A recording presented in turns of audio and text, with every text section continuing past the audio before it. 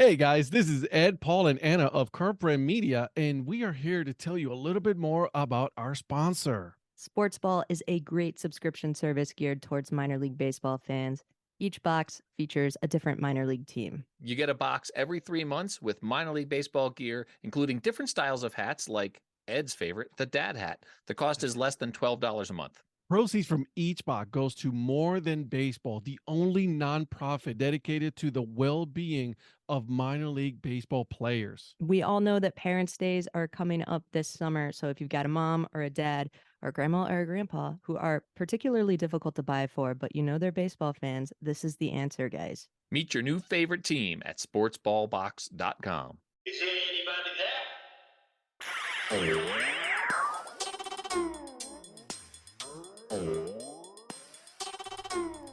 What's up, everybody? Ed here. And on this episode, I sat down with Joe. He is a season ticket holder with the 66ers, the Inland Empire 66ers.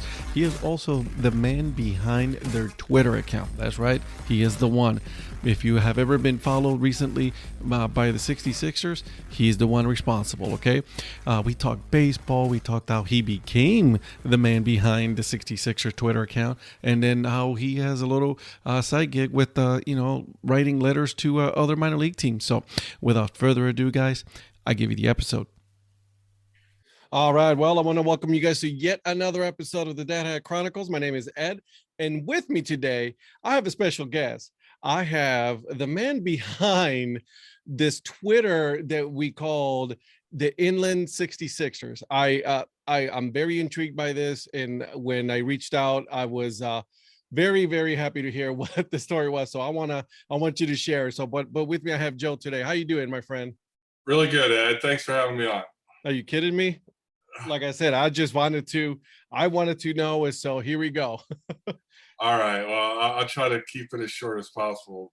I do, as of right now, run the Inland Empire 66ers Twitter account. They're a low A team. They used to be high A. They got demoted in the relegation. But anyway, so it's a long story. I don't work for the team.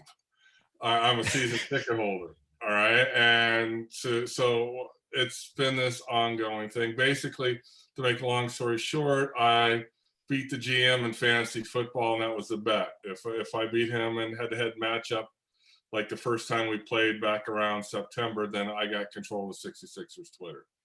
And so now, how did we get to that point? Well, obviously, I'm in the front office's fantasy football league, but I mean, I've been a season ticket holder forever. I'm a school teacher in the Inland Empire, and we have a partnership with the 66ers, our school, and the general manager, Joe Hudson, who's one hell of a nice guy.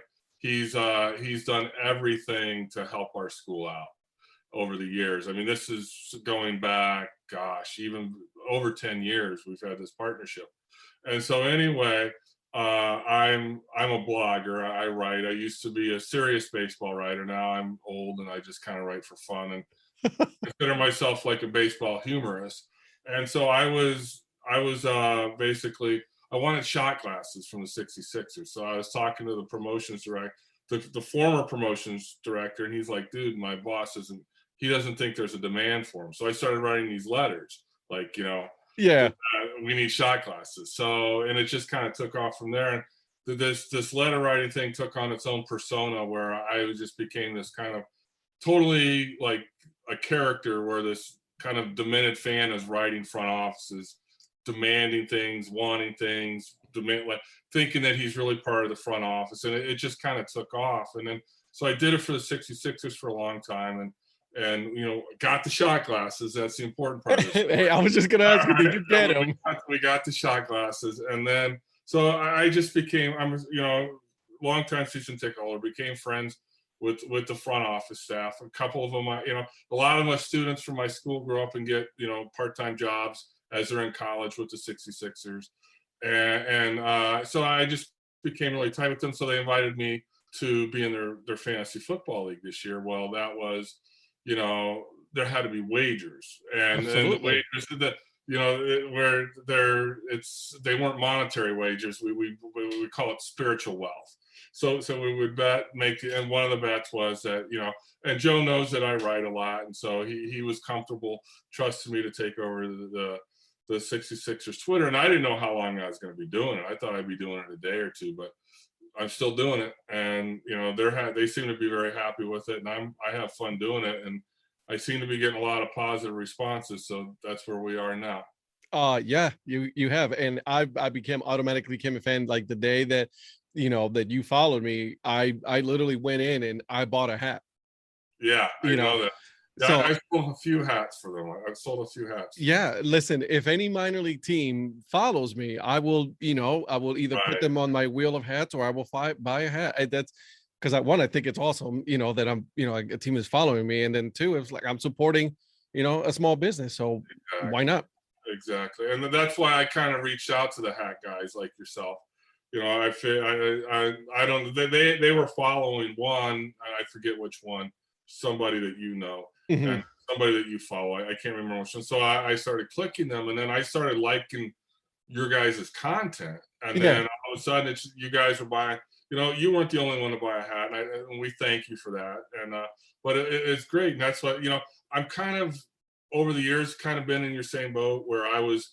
I know a lot of you guys with the Dan Villado bots, or or the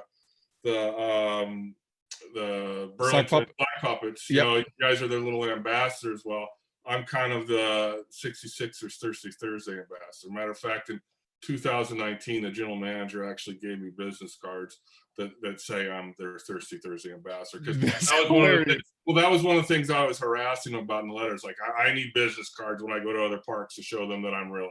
All right. And so at the end of the season, last game of the season, they had this little ceremony where they gave me the cards. It was kind of funny. That's awesome. Yeah, it was pretty cool. That's cool. And you wouldn't be able to do this in a major league team, but you definitely could do this on any kind of minor league team. Yeah. See, exactly. And that's kind of why over the course of my, sports fandom, I've switched. I've gone from, being a major league. I still am a major league baseball fan. Absolutely. But I just, the minor leagues I just have so much fun with the minor leagues. And, instead of driving an hour to Anaheim, I drive 15 minutes to San Bernardino. It's cheaper too. It's cheaper. My kids grew up there. My son, who's a senior in high school, he works there. He's the assistant director of promotions or whatever. He helps with promotions on the field. He wears a bacon outfit and launches hot dogs in the air. That's one of his jobs over the course of the game. And, when he was like 8 years old, he got 33 foul balls in one season there. And so it's just been kind of a family thing going. My kids grew up there, and, my wife, and we love going there. My mother-in-law, who's 91 years old, she has season tickets. She sits right behind me. So, she's a huge baseball fan. And so she comes to, almost every game I go to. So it's just a great experience. And they're just a great organization.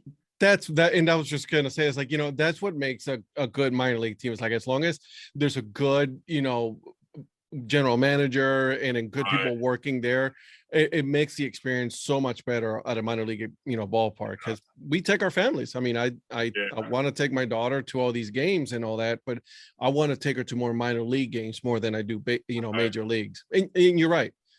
I still follow my team here in Cleveland, right? I'm still following my Guardians and all that, but the vast majority of my hats are all minor leagues. Right. The vast majority, 90+%. I mean, I have a few and it's same with t-shirts. I'm big into t-shirts too. Yeah. And I grew up in Cleveland, for those your listeners. I grew up in Cleveland too. I moved to California in the early 1990 actually. But I still am a Browns fan, still am an Indians fan. And, I always will be. I've tried to quit, especially the Browns. Good Lord, I've tried to quit the Browns. I know.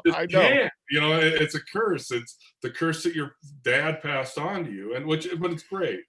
And, even though this last weekend was so painful, but we go through that, it seems like, 8 or 9 times a year, but we still love them. Yep. But going back to the minor leagues, it's just, the hats, the logos, it's just more fun.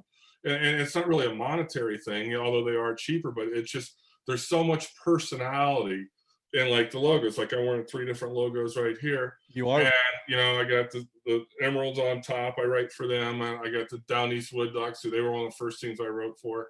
And then I have, the 66ers. And it's just, there's so much personality.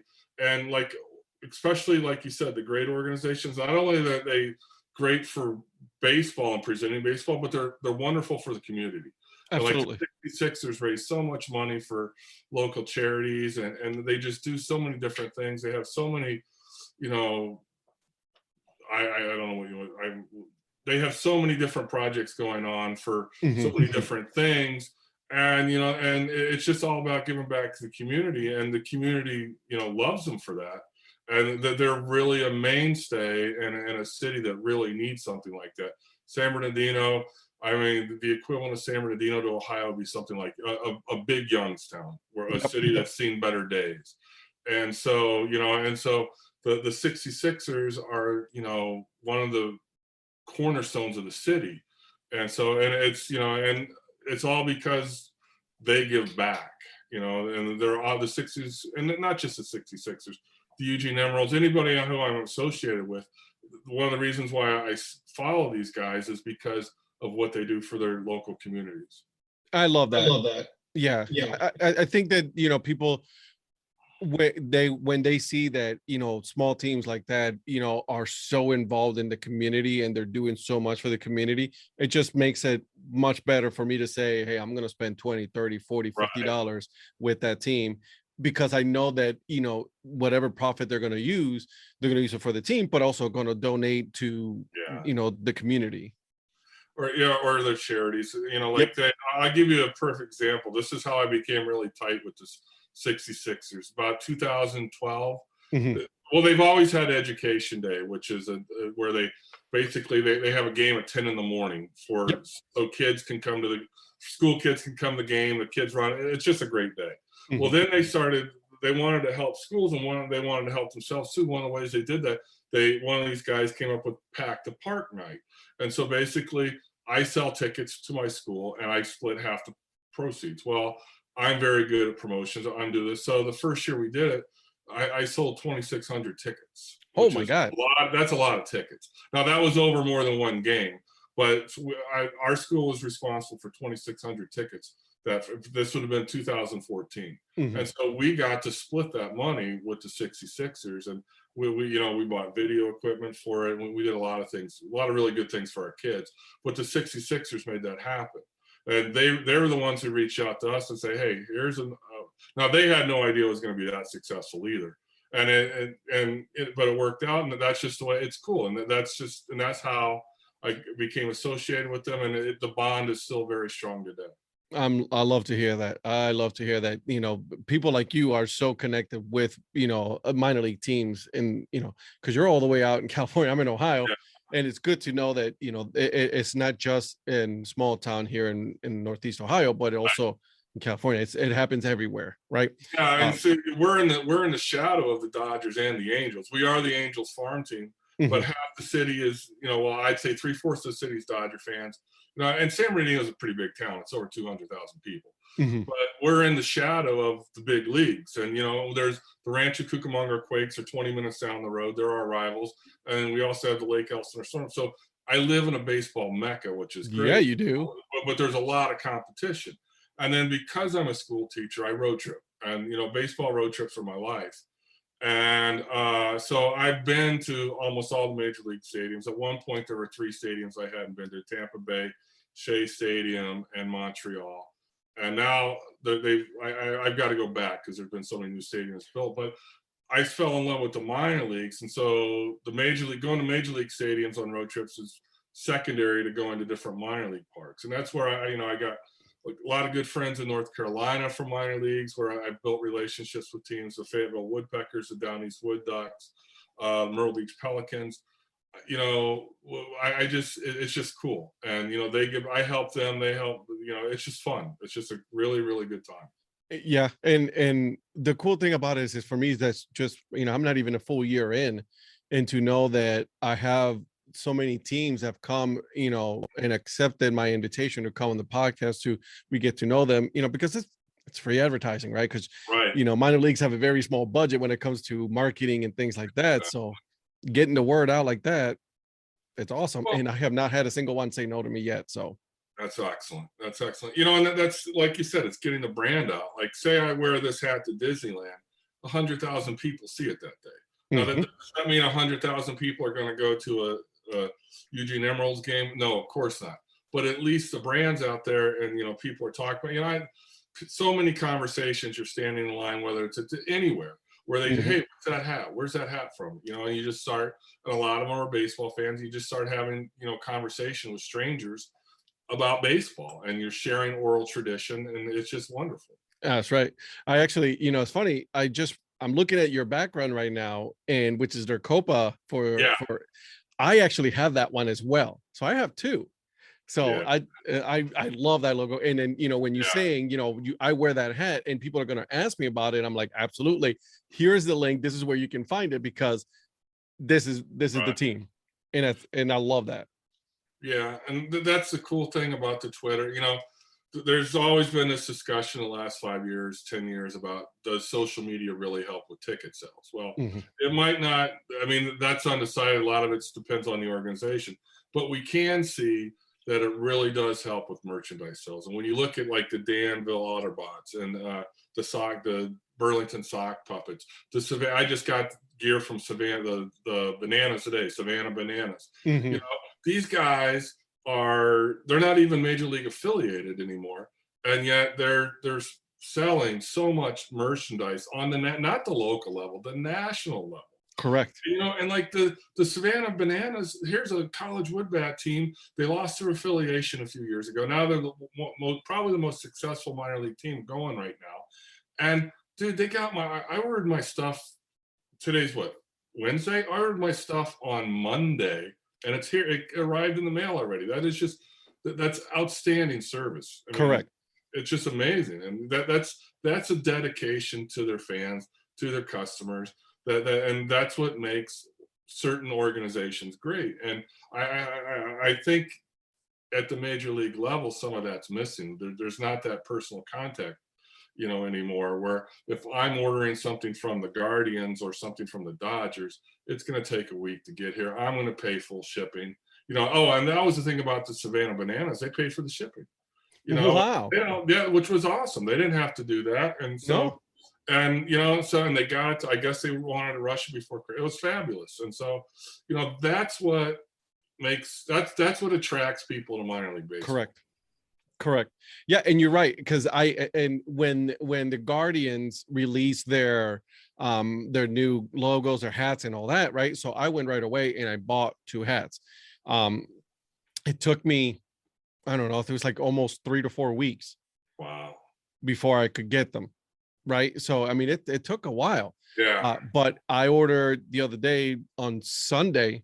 I ordered a hat from the Trenton Thunder, and I already have it here. It got here, right? Yeah. On Monday, I ordered Friday, I ordered the oh God, I'm forgetting now. Omaha, the Storm Chasers. Yep. So, and it's already here as well. So, and you're right. And they're right away. They're good with it. A lot of people, they work hard. Yeah. Now, not all, unfortunately, not all the teams are at that level yet, but yep. A lot of them are. And because they've realized, and this is, I've been a minor league baseball fan since the early 1990s.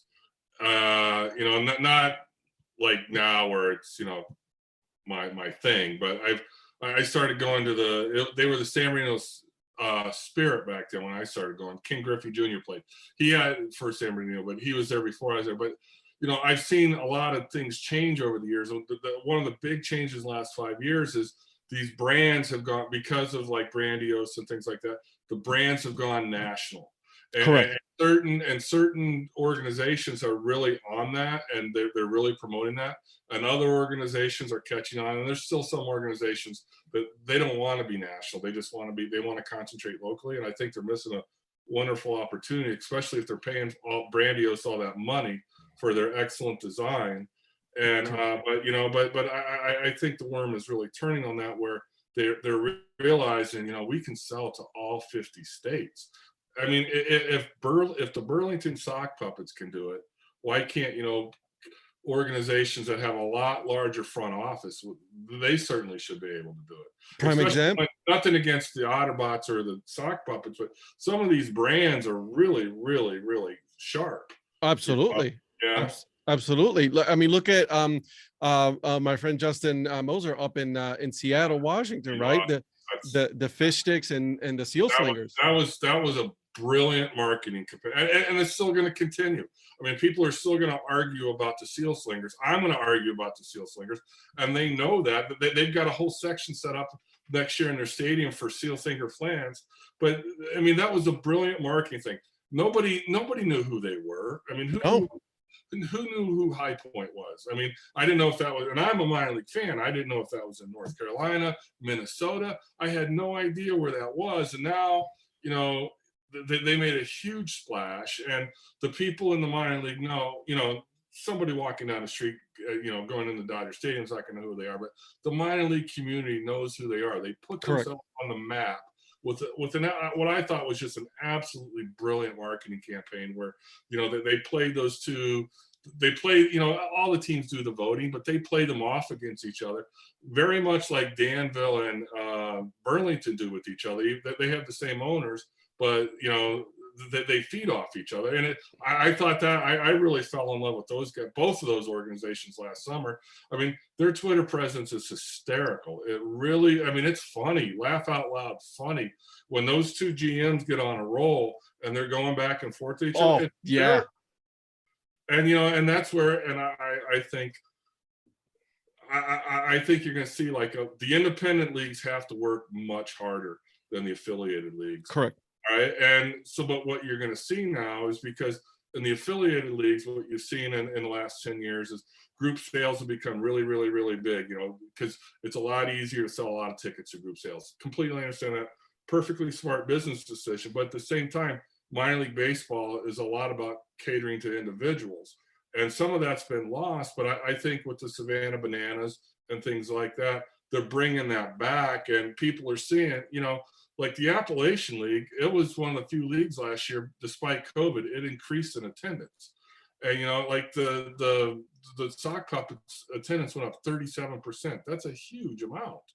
And, you know, during COVID, and it was the marketing. And so I think what you're going to see in the next couple of years, you're going to see affiliated minor league teams looking at the success of the Savannah Bananas and the sock puppets, the Otterbots. And they're going to start going back to that and going back to that individual marketing and, you know, the brand, really building their brand for the fans.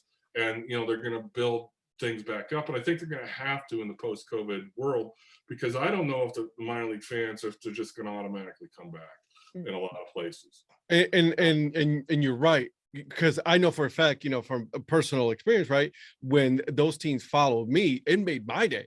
Right. Someone who follows the minor leagues as much as I do, and I, you know, I'm on Twitter all the time, and you know, when I see that, you know, when you got your, you know, you guys follow me, I'm like, man, this is the greatest thing since sliced bread, you know. No, yeah, and I go through the same thing. There's nothing better than when a minor league team follows you. You know, and I'm writing the letters to the front office, being the wise ass. But when I get a response, you know, and that's the best thing in the world. And you know, and some people a lot of the organizations really get my humor, really like them. Some of them don't, which is fine. You know, but like the Eugene Emeralds. So I was writing for their newsletter or their program this year. And, you know, humor. And, you know, I went up there a couple of times. I myself raised $1,900 in 24 hours for their Boys and Girls Club. That's awesome. It was called the Mad Dash to Eugene. And what my buddy and I, we just took off at like 8:00 on I think a Wednesday night, drove straight through to Eugene, which is, you know, like a 13-hour drive. And we were taking turns driving, and I was like tweeting and doing everything, and I was raising money. And by the time we got there, we played golf at Eugene Country Club, which is a beautiful course, absolutely wonderful. And then by the time we were done with golf, I had raised $1,900, and I presented that to the Boys and Girls Club of Eugene, or of the Emerald Valley that night. And it was, you know, that was my way of giving back, because they let me write for them. And so it was a blast. And but, you know, all because this guy responded to my letter that I was writing to him as a wise ass anyway. And then, you know, and last winter when I was just happened to be driving through Eugene. My oldest daughter goes to Boise State, and we went up to see her, and we were coming back down to the coast. So we went through Eugene. So he goes, "Hey, dude, you're coming through town. Why don't we meet? Why don't we have breakfast?" Well, we did. 5 Bloody Marys later, we're best friends, and our wives are dragging us out of the restaurant. We don't want to go, and so a good friendship was born. And then I went to, when the Eugene Emeralds made the playoffs this year, the championship series, because of their stadium situation, they couldn't have any home games, so all the games were in Spokane. So I flew up to Spokane for the championship series, played golf at the front office every day, and then went to baseball, sat with them. It was just a blast. It was just a great experience. That's great. That's not going to happen, like you said. That's not going to happen at the major league level. No, and there's that division. I get it, and don't get me wrong. Like they're the major leagues and all that, but and like you said, it's like that interaction with fans is what makes it so much better than of an experience than going to the majors, because they got to think of everything, right? They got to think of marketing, they got to think of how they're going to entertain throughout the game and things like that, and it makes it fun. And if you're interacting for someone like you, who are just being, like you said, like being a wise ass, sending a letter, that makes it a whole lot better. Yeah, and so and it's like wild how just offering a dude like me, "Hey, why don't you come throw out the first pitch?" And how that can just snowball, where it's just not me. All of a sudden I'm bringing, like Myrtle Beach this past year, I bought 10 guys. We were on a golfing trip in South Carolina anyway, and we ended up going to the game, getting a luxury box, and just, painting the town red, and, and made them a lot of money that night, and it was great. It was just a really, everybody had a great time. Everybody was really happy, and it was just a blast. And that's the type of relationships that you can build with minor leagues. And not saying that things like that can't happen at the major league level, but it's one of the terms in the industry when it happened. It's called when you touch the night, when everything comes together on a perfect promotion. And like, the fans or whatever, the fans, the players, everything is in tune for this one moment during one game. It might only happen 1 or 2 times during the season, but when it does, it's perfect. And that's what every minor league front office shoots for. That's awesome. And when it comes together, it's awesome. It really is terrific. And then a lot of times, and this is what I noticed, right? Because look at the, like you said, let's take Danville and the Sock Puppets. Their record wasn't as good, but those are the 2 most popular teams in that league. Right. No, without a doubt. And the whole Appalachian League rebrand was, everybody was complaining, myself including. Everybody was really upset when those teams, lost their affiliation, but in the long run, that's the best thing that ever happened to the Appalachian League. The quality of play is better because, the lowest level of rookie ball is pretty brutal to watch because you just don't have you have the stars, but you don't. The rest of the cannon fodder is terrible. Yeah. Where at least you have, like in the college wood bat leagues, you might not have like the absolute superstar talent that's going to tear up through the majors, but you have a good team. Where overall team, a balanced team, I should say. And so the quality of play is a lot better. But all 8 of those teams, they did I thought a masterful job of the rebrands. Even the ones that didn't have the success, like the Kingsman Axemen, that's wonderful. The Flyboy, or which one that you would probably know better than me, but the Greenville Flyboys, the Doughboys, those are excellent. All 8 of those teams, and they made a lot more money this year, even in COVID, just through merchandising, but also in ticket sales. I think the league was up like 18% in attendance over from 2019. You know what? And like you, I was upset when they lost their affiliation. I'm I'm still upset about Norwich, they lost their affiliation. Oh, yeah, I love Norwich. That's a great stadium, great logo. The Sea Unicorns are wonderful. Exactly. So I was upset. Right. But, when you step back and you look at it, all right, they build a partnership with USA Baseball. They're bringing some of their top talent now. And you see that on the field, like you said, like, the low A's, that's some, and rookie ball, that's some rough baseball to watch. especially like the first 2 weeks of that. It's just it was not uncommon because I would always go like open the Pioneer League up, which is in Montana, Yep. Utah, and stuff like that. But the first 2 weeks of that was just absolutely brutal. You had kids who had never really practiced together, basically not being able to hit the cutoff man, which is a common complaint even in the majors. But I was just gonna say that really still happens in the majors. Yeah, but it's insane how it just still happens. Not even close. And so, but then it starts to come together. Same thing with low A ball. Excuse me. But so now the quality of play, because I went to the Pioneer League, that's a lot closer to me, even though it's up the road. But it was so much better. Like Missoula is a wonderful place to see us. Paddlehead, such a great logo too. Great logo, great stadium, and also the Billings, Montana. They have just a wonderful stadium, one of the best little minor league stadiums around, and it's fabulous. And so being able to still go to those games and seeing that baseball is still very, very relevant. It didn't miss a beat by losing the affiliates. If anything, it's even more popular, which is wonderful. And so I think Major League Baseball did a horrible job marketing the change. And I think that's because the old regime of minor league baseball leaked everything and didn't give them a chance. But I think in the long run, with the exception of like the 5 or 6 teams that are gone forever, Lancaster, Salem, it's not coming back there. The Fire Frogs, one of them, they never came back. Yeah, they're never coming back. But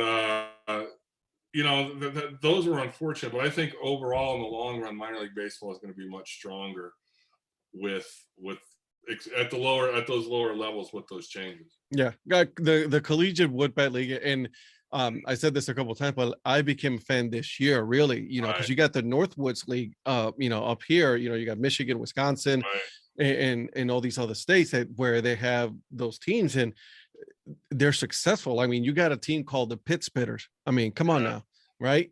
So College Woodbat League is alive and it is strong everywhere. It's growing. I mean, I can remember when I would go to Alaska to see it was called the Midnight League then. Yeah, the Gold Panners. Yeah, and so but and that was the elite woodbat. Now, and there was no interest in the lower 48. This is a long time ago. Yeah, this is 20, 30 years ago.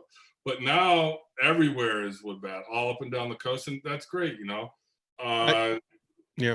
Like Madison, Wisconsin, the Mallards are insane the way they sell tickets.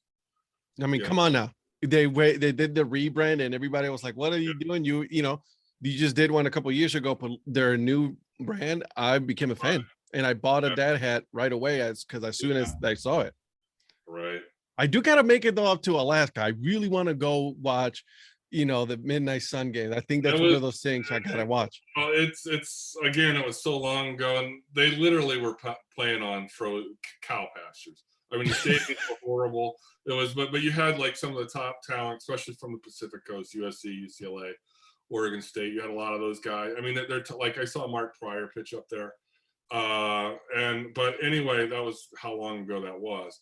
So the fields and the stadiums were not good, but you weren't there for that. But now what's happened with the college woodbat leagues, they're building nice stadiums like, in High Point, North Carolina, in Madison. And so it's becoming, even though I think I haven't been to it, but I think there's a one on the west side of Cleveland, the west side of Cleveland now. Does Elyria have a team? They're the Lake Erie Crushers. Yeah, in Avon. That's what I'm talking about. I don't know if that's a new stadium or not. It's about 10 years old. It's not that old, and it's a beautiful park.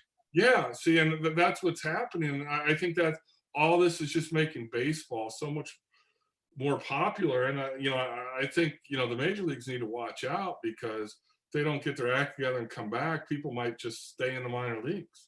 I mean, it took McGuire and Sosa to bring them back last time. It took a steroid, to bring baseball back. That's crazy, isn't it? Yeah. Yeah, and you know what? Mahoning Valley, they were affiliated. Now they're part of the Prospect League. Right. Again, another developmental league that they lost affiliation, but they were still around, and Right. have their own league right now. Yeah. The Spikes also with them. Yeah.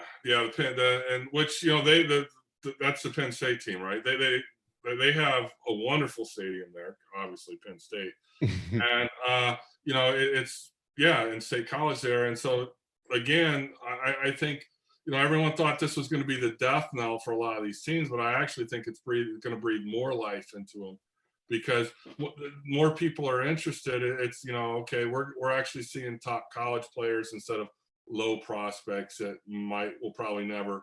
A lot of those guys in rookie ball are never even going to make it to high A. Let alone, with the college guys, at least the fans know, hey, this guy's playing for Wake Forest, this guy's playing for Wisconsin, and so they have.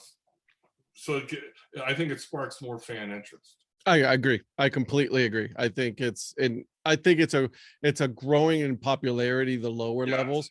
And when you're seeing these issues with Major League Baseball coming in, and you're like, I don't want to hear about that. Right. Just guys, go handle your own thing. I think I'm good here, because now minor league baseball, the affiliated, right, has their own TV service. Right.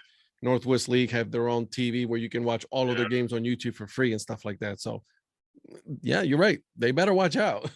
Well, and that's, the college wood bat leagues are actually more popular than the NCAA. And I'm hoping what'll happen is that, other than the College World Series, but Right. like if you go to San Diego State, which is a big baseball school, and they have wonderful, or University of San Diego, they have wonderful stadiums, Long Beach State, but there's not a lot of fans at those stadiums. I'm hoping that the success of the Wood Bat League is going to spill back over into the NCAA, and people are going to want to go see, hey, I remember that kid that we saw last summer? Well, he's playing at Long Beach State, and they're playing at UC, University of California, Riverside Day. Let's go see them.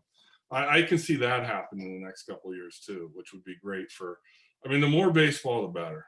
That's just what it boils down to. I'm with you. I absolutely. The more the merrier. I'm totally okay with that. And there's so many leagues. That's the best part about it's it. hard to keep up, but that's the fun part. You don't have to keep. It's the minor leagues. You don't have to keep up. True.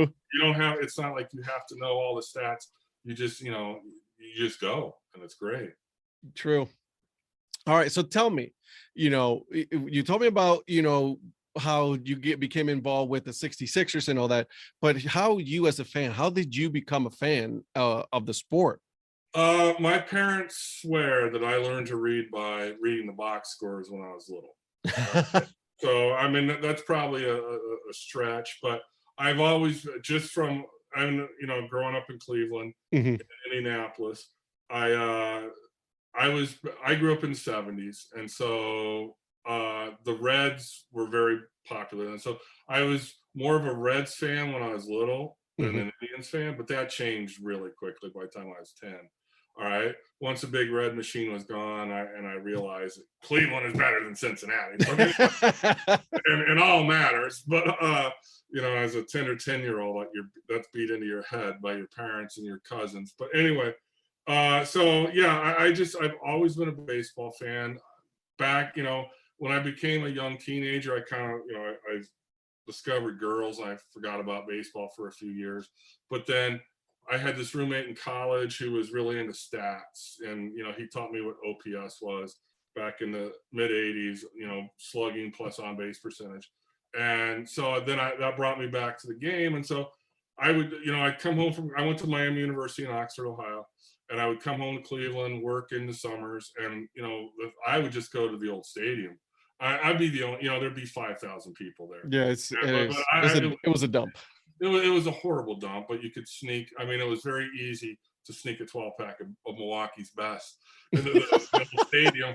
And, you're a poor college student, and you're not paying for. You're sitting out in the outfield, right, drinking the beer that you snuck in. And then you would go to the flats after the game, and it was just a good time. And then they became good. Then I moved to California, and then they become good. All right. And then so 94, they start getting good. Lawson and those guys, Mr. Albert Bell. And then so I by the time I was still in college, I was a professional. I could afford season tickets. So I bought season tickets for the Angels, even though I can't stand the Angels. But I bought season tickets just so when the Indians came to town. And, because I wanted to see my boys. And so it was just a great, great time to be an Indians fan anyway. It was a terrible time to be a Browns fan. They left, Yeah. but it was a great time to be an Indians fan. And although they always say, like Cleveland does, it always came up a little bit short with 95, 97. But those were still, after all the years of suffering with Indians baseball, those were just absolutely magical years. 97 was the one that hurt the most for me. I'm still not. I'm 55 years old, and I'm still not over the 1997 World Series. I am not. I cannot. And I watched it, and I was there. I saw it happen, and as if it was yesterday. And it hurts more than 2016. It does hurt. It hurts more now. 16. I think the most painful one for me. But I totally agree with you. I'm not over 1997. 96, when they lost to Baltimore in the first round, really crushed me, because that was a 100-win team, and all of a sudden everyone thought they were going back to the World Series, and then they get beaten 5 games to Roberto Alomar and Eddie Murray, who had been on our team earlier. I know. And so that one to me was the toughest to take. But the 97 one, compared to all the other disappointments, is the one that still really, really lingers, and because it was so close. It was right there. All we needed was everything. that. I mean, not just that game, but all the games we lost. There was just that one play that turned, and it was such an exciting postseason. We had we weren't that good that year because we had a lot of injuries, a lot of discontent, and then they did the Tommy Sox thing at the end of the year, and they got it together, and they got hot. And Nagy got hot in the playoffs. And and I mean, that Baltimore City, the ALCS was just a magical series. They beat the Yankees in the ALDS, which they had no business beating. And then they're playing a team that they were better than, the Marlins, and a wild card team, and they just didn't get it done. And it was just so. I mean, I still Craig Counsell.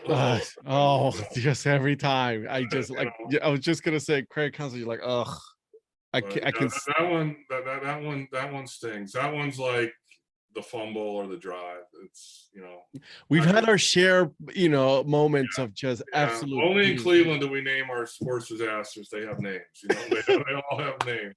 Right. And we all know exactly what we're talking about. The shot, the drive, Red Right 88. You already have to. You say it and you're like, we're done. That's it. Conversation over. I get it. I know. Exactly. And then for so many years being a Browns fan, right? It's still to this day. I think we were watching a game on Monday, and they were talking about, look at the long list of quarterbacks. I'm like, guys, we get it. We know. We know. They're all tattooed to our soul. They're all right. We know. We've lived through that. Thanks a lot, guys. Thanks for the constant reminder. The Brady Quinn era, all that stuff. Yeah, Tim Couch, and I feel bad. I still feel bad for Tim Couch because he was a good guy. I mean, he had a great arm. He just didn't have a line, and he got injured, and and the expectations were so high for him. And if you look over the list of those so many awful quarterbacks, he was one of the better ones of that. And I'm still not completely sold on Baker Mayfield, but we'll see. Yeah, I mean, neither. I'm with you there. I mean, but he's maturing. He's a lot smarter than he was as a rookie, and I just don't know if he has the arms, but we'll see. Yeah. I mean, for God's sakes, we survived Charlie Fry. Yeah, Charlie Fry, Brian Hoyer, all those guys. Yeah. Exactly. Have mercy, Lord. That's so many quarterbacks. I know. So before I go into my famous, not so famous questions, are you looking to do work with any other teams that in the coming year? Anything? Any plans? We'll see. I've talked with the 66ers. They encourage everything I do, but they kind of like me being with them. Mm-hmm. I mean, especially because of my bar bill. But anyway, so I'm hopefully going to be working with them a lot more. I'm hopefully going to still be working with the Eugene Emeralds.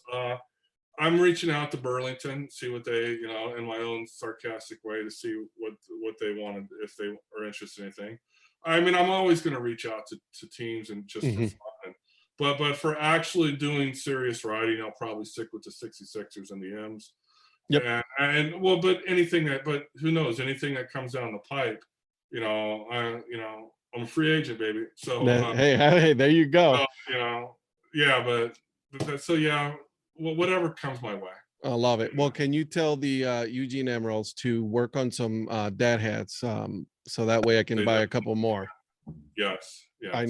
They need some dad hats in their lives. And that's my They- mission in life, is to get teams to get more dad hats. They certainly do. Now, here's the problem with the Eugene Emeralds. Because they're in a college stadium right now, they don't have their own team shop.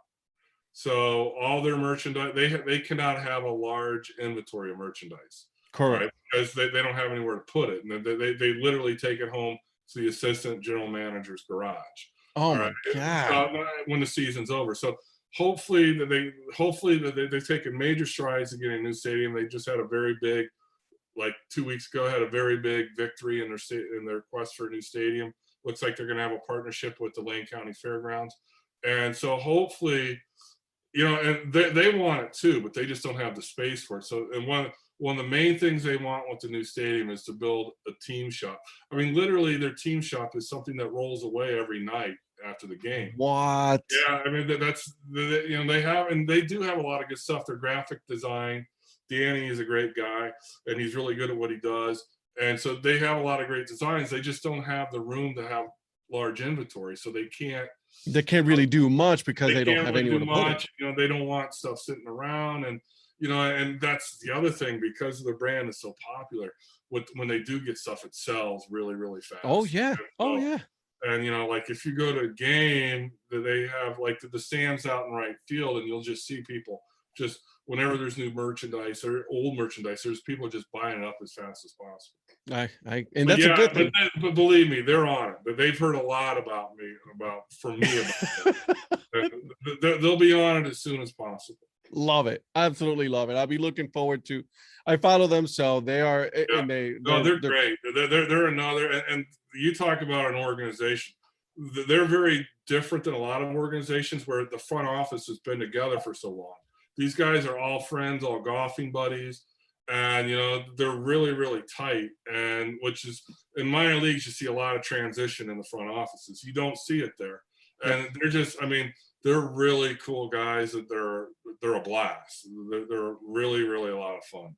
I love it. I love to hear that. That's awesome. That's, again, it goes back to in the minor, and they're also wearing many, many hats. So they're not just a GM or assistant GM. They're also vendors. After COVID, they're also very understaffed right now. So hopefully they'll be able, with this year, they'll be able to expand their front office again. I love it. I'm hoping so. All right. So first question, you go into the ballpark. What is your food and your drink of choice when you go in the ballpark? Fireball. Or a cold beer, and then and now a lot of that depends on the food. Depends on what night it is. If it's a Tuesday, we're doing tacos because it's Taco Tuesday. Absolutely. But the number one go-to at San Manuel Stadium, this is where the 66ers plays, is a bacon wrapped hot dog. That's their signature meal. Where that sounds they have delicious. a lot of good stuff, but yeah, they wrap their quarter-pound hot dogs in fresh bacon, and it's wonderful. That just sounds like heaven. Absolutely. It's a little piece of heaven. It really is. I love it. All right. So, favorite ice cream flavor? Let's go with probably strawberry. Okay, I like it. Good choice. I'm gonna guess, but hamburgers or hot dogs? Hot dogs. Good man. I mean, both actually, but right. But at the same time, I mean, if I had to choose, hot dogs. Good man. Is a hot dog a sandwich? No, it's a hot dog. Good All man. All right. I mean, I've had that argument a lot, and I'm never going to change my mind. Neither am I. It's a hot dog. There's just no argument. It's just that's what it is. There's nothing to talk about. Okay. Beach or mountain? Mountains. I live literally at the base of a 10,000 foot mountain, so I'm a mountain guy. I like to hear that. I love the beach too, though. I mean, there's nothing wrong with the beach. You can't go wrong. Okay. Halloween or 4th of July? Ooh, that's a tough one. I'm gonna have to go with 4th of July just because there's baseball. You're right. All right. And I love Halloween, and I just love that time. I love fall, but there's no. I mean, other than the World Series, which is too cold to play then anyway. Mhm. most years. I mean, 4th of July is just an American tradition, and you have, especially with baseball, you know, and in minor league baseball, that's the biggest night of the year. I mean, that's the firework night that everybody comes out to. Sandman, the 66ers get 10,000 people for the July 4th game. That's the one night that the Yeah. whole park is The whole park. packed. It's, you know, standing room only. Even the lawn seats are all sold out. That's right. Is cereal a soup? No, I mean, I've never had that one, but no. I think soup. I think a soup is hot.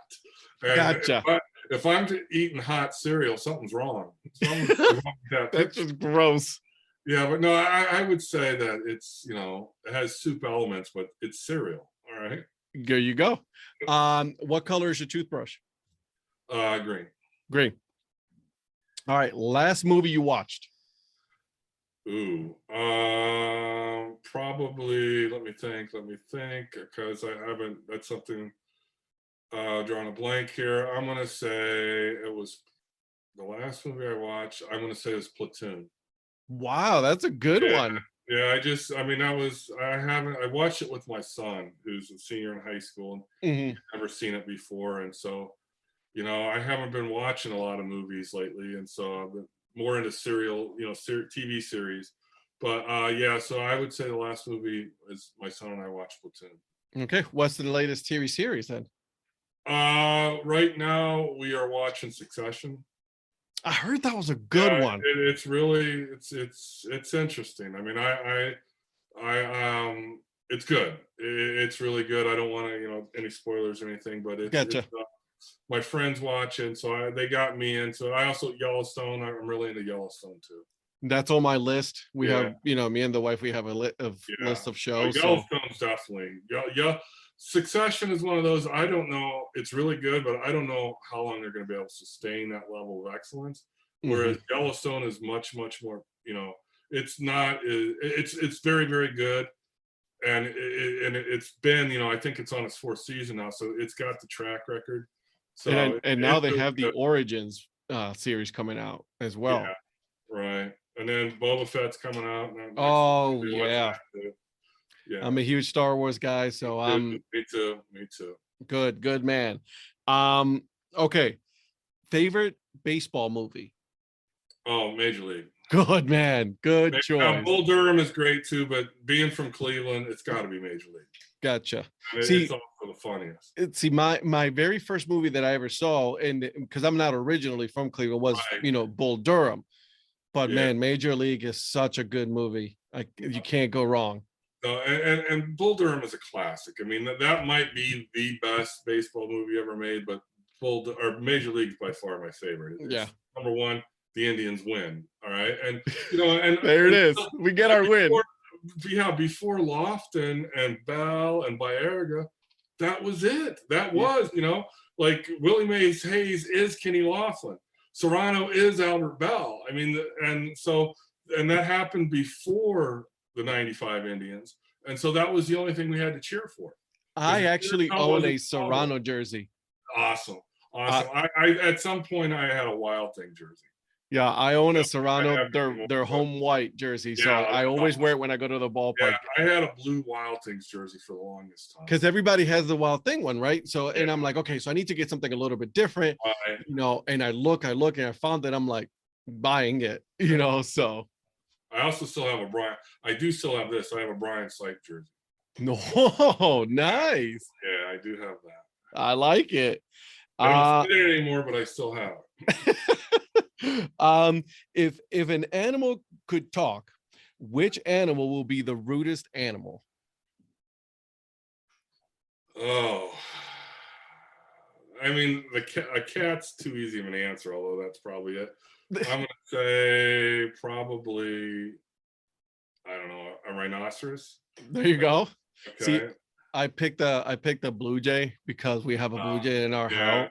By our house. No, they're extreme. Yeah. Pardon my language, but man, they're little assholes. Yes, they are. Yeah, they really are. So, Or, you know, so are raccoons, though. So, touche. You're right about that. I don't know if raccoons would really be rude, though. They'd just be, you know, steal your shit. But All right, but they'd probably be polite about it. But Right. All right. I like that. I like it. What is the dumbest way you've ever been injured?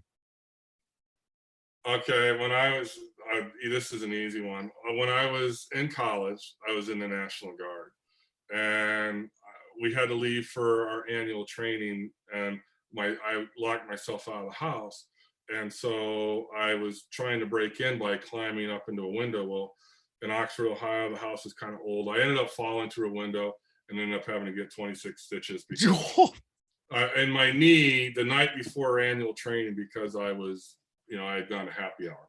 Oh my God. That's a good story. That's good. The same, I got one quick story, National Guard story. My last summer camp, they were going to bring me up on court-martial charges, but I just got an Article 15. I was coming back from Grayling, Michigan, and Tiger Stadium was the ride off I-75, and so I broke convoy. Me and my buddy broke convoy, and we took the truck, 2.5-ton truck pulling a water buffalo. We took it to Tiger Stadium, went to the game, left after about the 6th inning, then went to the fueling point and got our asses in a lot of trouble. But it was totally worth it to go to break convoy to go to a Tigers game. Listen, those are the stories that you will always remember, no matter what. All right, one last question here. Okay, here, let me see. No. Okay. Do you think the aliens exist? Oh, without a doubt. Yeah. I mean, I don't know if they're visiting us, and I don't know if UFOs, those are probably Russian spy satellites or something. But yeah, the universe is so big, there has to be life out there. We cannot be the only, we cannot be the only ones out here. So yeah, it definitely, no, I don't know, if Area 51 or whatever is real, but there's definitely life out there. I love it. All right. So where can people find you on social media? Well, the 66ers Twitter, but bads85.com is my blog where, it's mostly these days just letters I write to, GMs or front office people, just, basically screwing around with them. And they're funny. I mean, I'll pat my own back. They're pretty damn funny. Yeah. But as long as you're not the target. That's what GMs tell me. Hey, as long as you're writing about somebody else. Don't write about me, just write about somebody else. Yeah, so bads85.com. Perfect. Awesome. Hey, thank you so much for coming on. This was a lot of fun. It was a blast, man. I had a great time. All right, my friend. Thank you so much. Okay, take care, bud. See you later. Bye. I hope you guys enjoy that episode with Joe. Now, make sure you guys are following Joe and the Inland Empire 66ers, okay? They're both him. So, all right, guys. So before I go, a couple things. Make sure you guys are following the podcast, okay?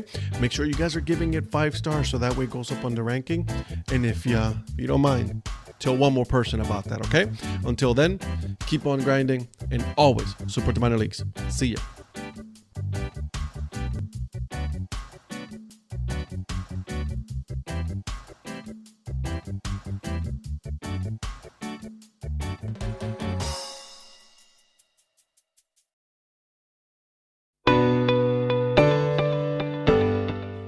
This podcast is part of the Curved Brim Media Network. Here are some of the other members of Curved Brim Media. Hi, this is Ed Rivera of the Dad Hat Chronicles. Join me as I interview people just like you and players, coaches, GMs on the path that led you to become a fan of the sport. I'm Paul Caputo, and on the Baseball by Design podcast, I talk to minor league baseball teams, designers, and other super interesting people about what these minor league baseball logos mean, and I talk a little bit about ice cream helmets. What's up, Bucketheads? I'm Anna DiTommaso, and each week on the Baseball Bucket List podcast, I speak with a different fan about their favorite baseball memories, what the game means to them, and what's left to check off on their baseball bucket list. Hey guys, this is Patrick Larson from the Minor League Baseball Hat History Series, and in every episode I go through the history of minor league teams through my personal collection of hats.